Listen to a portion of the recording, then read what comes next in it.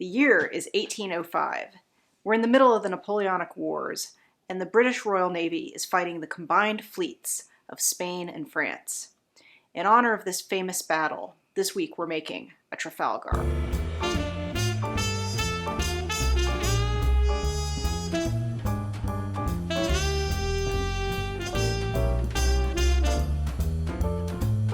From Durham, North Carolina, you're watching Cocktails Under Quarantine. My name is Suzanne. This week's cocktail, the Trafalgar, is another great cocktail found from the 12-bottle bar. So let's get started.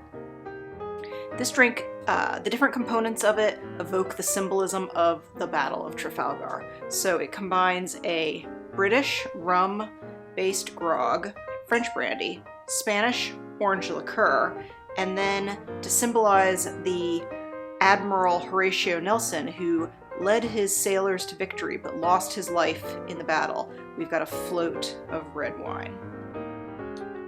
Okay, so we're going to start by building this in our shaker. So we'll start with half an ounce of simple syrup.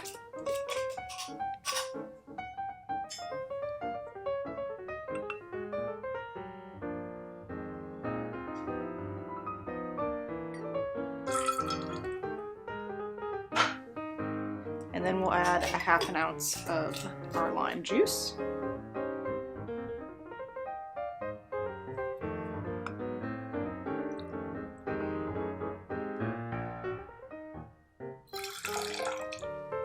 And then we're going to add a half an ounce of our orange curacao. So this is dry curacao. Give it some nice orangey flavor. It's kind of like a sangria almost, except the proportions are reversed. And you go. Right. And then we're going to add an ounce and a half of dark rum. This is Pusser's rum, which is a British Navy rum, so that seems very appropriate.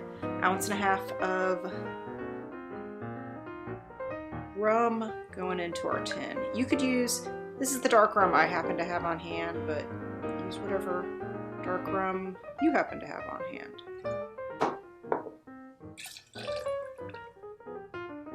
And then we're going to add an ounce and a half of our brandy. This is Paul Masson VSOP brandy. It's wonderful.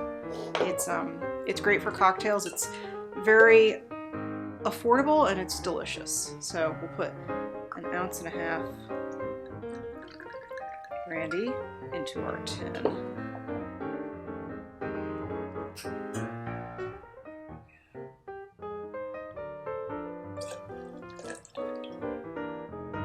Alright. And then we'll add our ice. We're going to use cubed ice, and let's get shaken.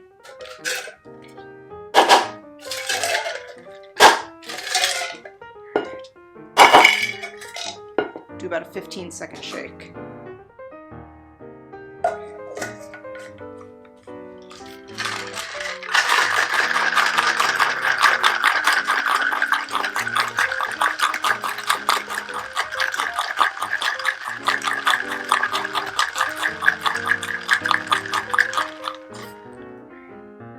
So now that we've shaken and the drink should be nice and cold, we will strain it into our martini glass.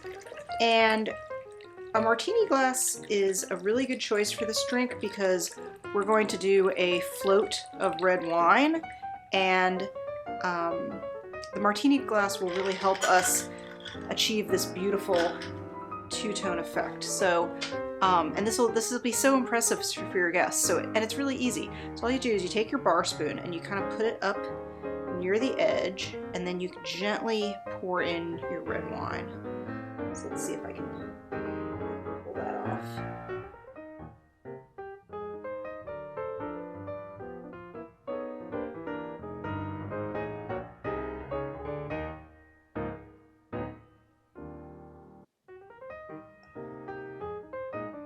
It looks so good, guys. Ah, I love that. All right, folks. There you have it, the Trafalgar. It's so beautiful. Can you see that? It's got this gorgeous two-toned effect with the red wine on the top, and it kind of has a gradient of the more yellow-colored rum grog underneath it. So it's just gorgeous. Let's take a sip. It's just perfect. The red wine, I used a Malbec. It adds kind of this nice fruity quality, and underneath it, it's just this beautiful, simple brandy rum sour. It's got the orange in there for a little flavor, so it's sweet, it's kind of tangy. I just love it. It's a great drink. Make it, your guests will be impressed. It's the Trafalgar.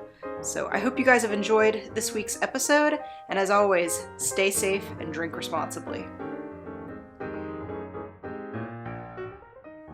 Guys, red wine float is just such an easy, cool thing to do to your drinks.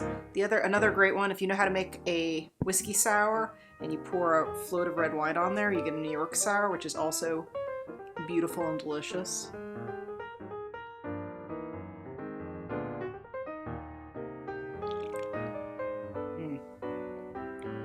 I recommend, if you're gonna do the float, choose a red wine that's kind of dry-ish and fruity, like a Shiraz, I think is what the 12 Bottle Bar folks recommend. We used a Malbec.